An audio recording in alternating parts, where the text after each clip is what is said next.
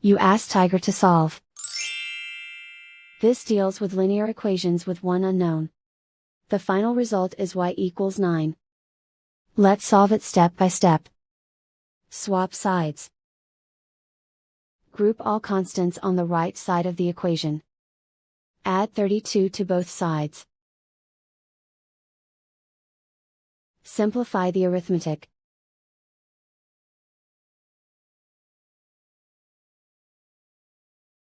Isolate the y. Divide both sides by -3. Cancel out the negatives.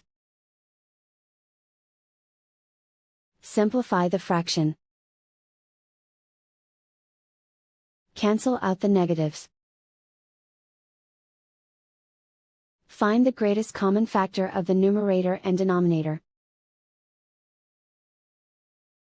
Factor out and cancel the greatest common factor.